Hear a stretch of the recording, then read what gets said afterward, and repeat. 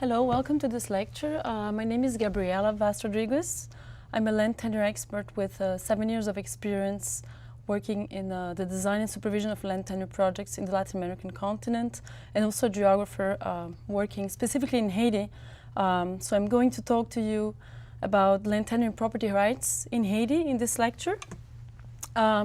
So as we often have seen in the aftermath of the earthquake that hit Haiti in 2010, land tenure became a very obvious obstacle to reconstruction efforts in Port-au-Prince, in other areas. And not only that, but it also became most apparent and gained a lot of attention as a critical issue complicating development in Haiti in general. So why is that, and what are the uniqueness about land tenure and property rights in Haiti? Let me start a bit by the Haitian context. So Haiti is very often presented as the most poor country, as the poorest country in the Latin American continent, after having been the richest country in the entire French Empire for many years. But it's also important in terms of territory and of demographics. When you look at the Caribbean region, Haiti is the third largest island after Cuba and the Dominican Republic. And when we look at population, including not only the Caribbean countries, but also Central American countries, Haiti comes as the fifth most populous country in the Central America and the Caribbean with 10 million people today. It's also, importantly, the most densely populated country in the Latin American continent, with density that's only surpassed by very small island states.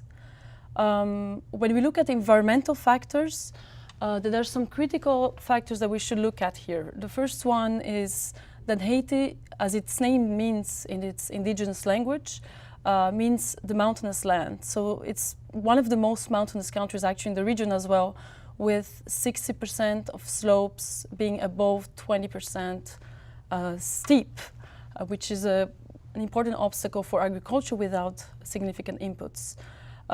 It's also a country that is very subject to cyclones, being located in the Caribbean belt. Also, it has a lot of risk of droughts, with many dry regions in the country that contradict this image of Haiti as a tropical country with a lush forest. And finally, as we all know, Haiti has a very large earthquake risk and many tectonic faults. Looking more in detail at what's happening in urban and rural environments in Haiti, we note that there's a lot of pressure going on urban and rural lands alike. Looking first at urban areas, today the urban population accounts for 55% of the total population, as opposed to 15% in the 1960s. And this was a result of a very outstanding, very high population growth. Since that time, with a growth rate of 4.3%, is the highest in Latin America. The population is mostly concentrated in the capital, Port-au-Prince, which has 2.4 million inhabitants today. It was multiplied by 10 during this period since 1960. And so this population growth, what's important here is that it has occurred due to the lack of regulation and enforcement and standards. Most people have settled on land informally and irregularly, meaning that they have no documents to the land, or that they have occupied lands that they have no right to occupy based on Haitian law. And they have also occupied many slopes in the city of Port-au-Prince, and also very vulnerable terrains in other cities like Cap-Haïtien, near the water. So they are living on very vulnerable terrain and also very vulnerable structures. And this situation was strongly aggravated by the 2010 earthquake, with people looking for more land.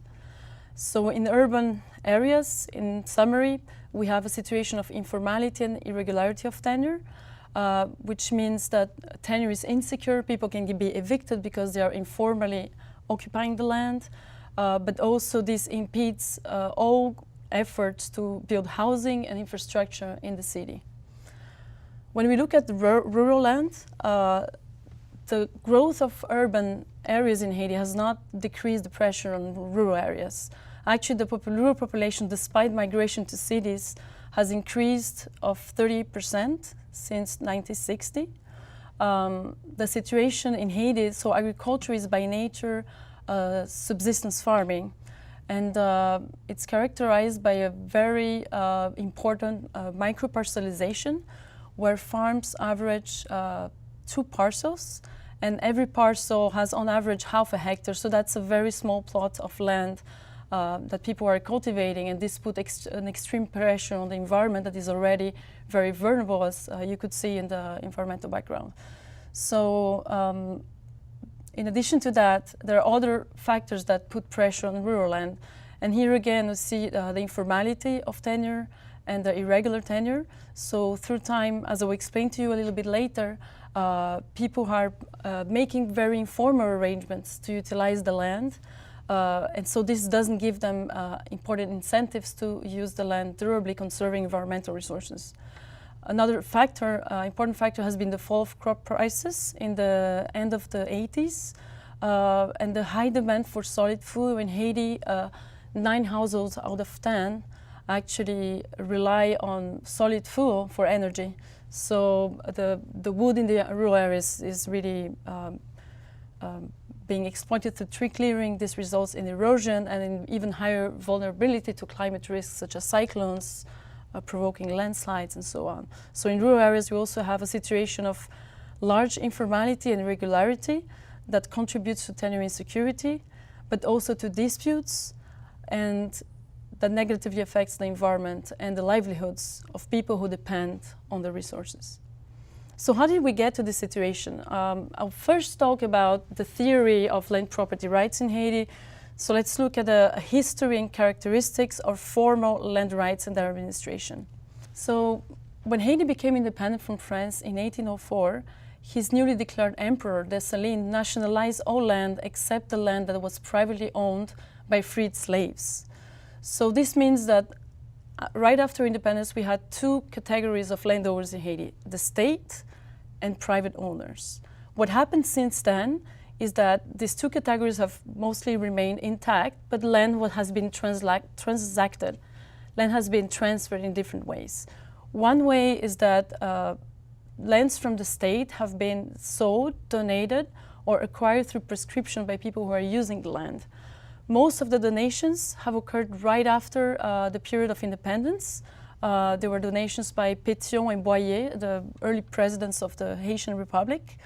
And the prescription were also occurred in the years following independence, but only until 1834, which means that since then this has not been a way of transferring land.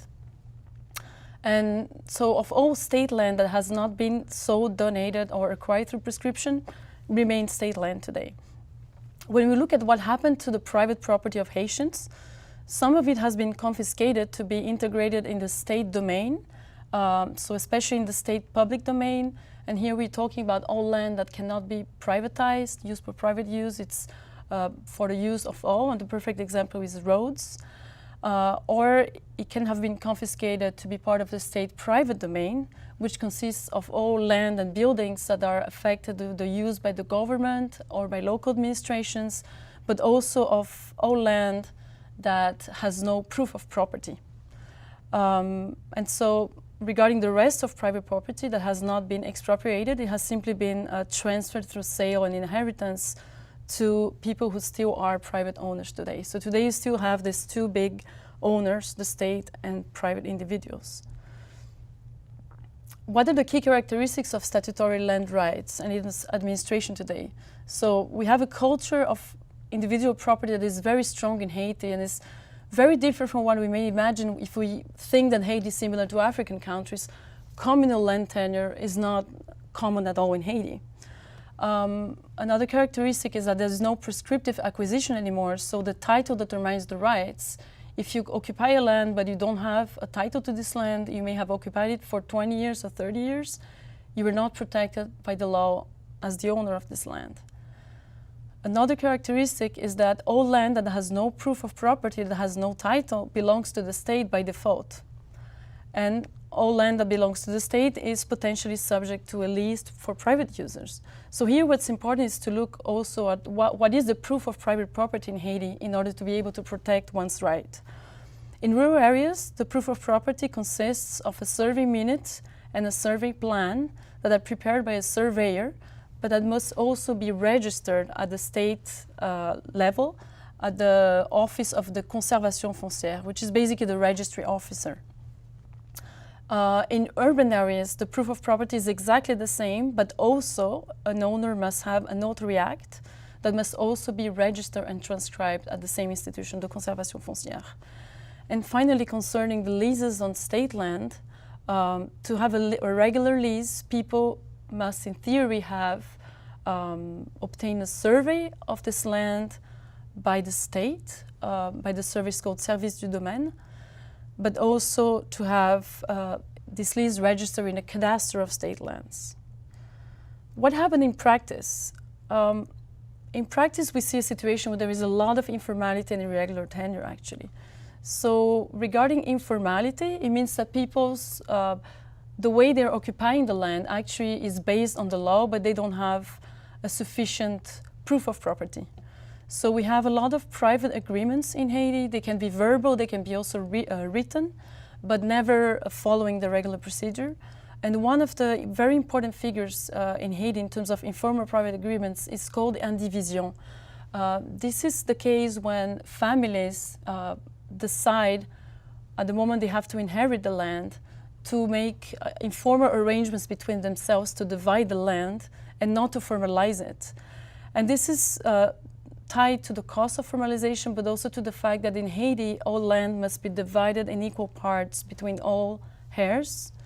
And so people, to avoid having this sort of division, they make their own arrangement and do not register the land. We also have unpaid leases. And so as a result, we have many people who don't have documents. They don't have this title to the land. They may have the title of their grandfather, of their parents, but the fact that they don't have a title leaves them under an insecurity of tenure. Even people who do have documents, sometimes they think they have proof of property. These documents are very often inaccurate, so there may be missing information or wrong coordinates, or there is no geographical coordinates on the documents. The documents might have been irregularly prepared by a surveyor that was not commissioned by the state, or without passing by a judge, which should allow the survey, or the documents may exist but not be registered at the Conservation Foncière, and there are also many documents that were lost or damaged through time. As a result of the situation of informality, we have rights that are insecure. People can be evicted because they don't have a proof. And we have rights that are unclear, which is a very large obstacle when you want to do territorial development projects. So especially because state lands are not known as a result. Then regarding irregular tenure, we also have people whose occupation is not based on law, so they are not even protected by the law if they have a proof of property. One common case is potentially subleases on state land, and people who have inherited state land without passing again through the public administration. And a very common case, as I suggested before in Port-au-Prince, is the irregular settlements on private and state land. As a result, we have here not a lack of security or unclear rights, we have simply a lack of land rights, and these people who are living in steep hills and irregular settlements are potentially subject to eviction even if the state has not decided to evict them. One very interesting case is the Morne-l'Hôpital Hill in Port-au-Prince, which is an environmentally protected area, so owned by the state, but has been the subject of many irregular settlements since the 1960s, and even more now after the earthquake. Even if people are purchasing land, they do not know that this land is not privately owned, but it belongs to the state. Why did we get to the situation of informality and irregular tenure? Well, there are many obstacles to achieving tenure clarity and security. Due to the lack of new regulation, we have a situation today where the process depends on many actors and many steps. We have about 17 steps to register a private transaction of land, and 9 actors involved, each one depending on the other. We have very prohibitive costs. The estimated cost to register a piece of land in rural areas can amount to 40% of the sale value. So no wonder why many people do not go through the formal procedures. There is also a lack of means and standards of public institutions in terms of human resources, financial resources, technology, training, and also standards. So there is no quality control and supervision of what is being done by the surveyors and the notaries and the Conservation Foncière Service du Domaine. So there's an extreme lack of means to execute their mandate. And this is exemplified very well by the cadastre agency, which was created in 1984 to do the cadastre of the entire country, but so far no commune has been completed at all because this institution suffers from a very large lack of means. So finally, a very important obstacle is that today there is no clear policy on what should be done on state lands. So even if we knew where the state lands are in Haiti today, the fact that there is no policy to regularize the situation of people who are illegally settled on these lands makes it very difficult to do territorial development, to build roads, to build schools and hospitals, but also it leaves people who are settled irregularly on state land in an extremely vulnerable situation because at any point, if the decision is taken, they could potentially be evicted from these lands, in theory. What kind of solutions can we propose to deal with this situation, with this extremely challenging situation in Haiti of very widespread irregularity and informality of tenure? One solution we can think of, and is actually being done right now in a pilot project that is being executed by the Haitian government, is to clarify land tenure. And this is being done in 10 communes in Haiti right now, where they are going to every parcel in this commune. They will go in every parcel in this commune to delimitate the parcels, collect the titles, analyze the rights, and to see if they can determine if there is a clear tenure status on this parcel or not. And they will insert all this information in the land tenure database that will serve potentially as a base for a future cadastre. Another way to deal also in a very formal way with this irregularity and informality of tenure is to tackle the causes of the system. So to reform and reinforce the land administration system, which means agencies like the cadastre agency, but also the Conservation Foncière and Service du Domaine, how to give them the means to be able to truly execute their mandate and how to streamline the process to register land. And here what's extremely important is to ensure that we come up, that the Haitian system ends up being an affordable and sustainable system, because as we saw, the reason why probably people do not want to register their transaction is because the costs are extremely high. A third way to deal with this informality and irregularity is also to reform land rights. And this is complementary to the two previous solutions. So this means, especially, for example, to coming up with a solution for state lands. And in this case, as we are in the case of a very delicate situation where people are informally settled on the land, irregularly settled on the land, this process needs to be very well informed to potentially by, for example, this project that is seeking to clarify tenure. So we can see that these solutions can be very complementary. So clarifying tenure, reforming the system and reinforcing it, and reforming land rights are ideal solutions, but also very difficult to achieve on the short term. What can we think of solutions in the shorter term? One of them is to do an official recording of land tenure. So basically to collect land tenure information and to map households and parcels, but without going through the formal system, just to have it documented. And this is something that has been done after the earthquake to be able to come up with some information of what the land tenure situation is today and how to deal with it. Another solution for the short term to help inform long-term reforms is to really study and understand what is being done in social practice. So how are people transacting land? How are they accessing land? What kind of services are they using? What kind of services are they not using? And finally, another type of approach or activity is to reinforce the previous ones, is to focus on information and dissemination, simply on information dissemination, on statutory land rights and the informal practice of rights in Haiti. But what's extremely important across all this in Haiti is to pay attention in any kind of solution to the social and economic aspects of land tenure, to be able to find solutions that are sustainable and just at the same time. What are the key takeaways from the lecture?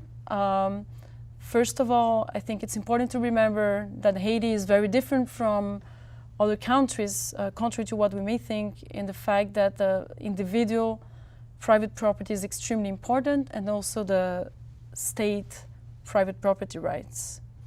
The second important takeaway is that land rights administration system are very outdated, and they are not able to handle the pressure that is being exerted right now on rural and urban lands. Third of all, the informal and regular tenure are extremely dominant in Haiti, and they take multiple forms. They hinder tenure security and development in a vicious circle. And finally, this is not, there's a ways we can deal with this, so there's a range of solutions that can be short or long term, and that should be considered not only in land tenure projects but also in other sectors. Thank you very much, and enjoy your next lecture.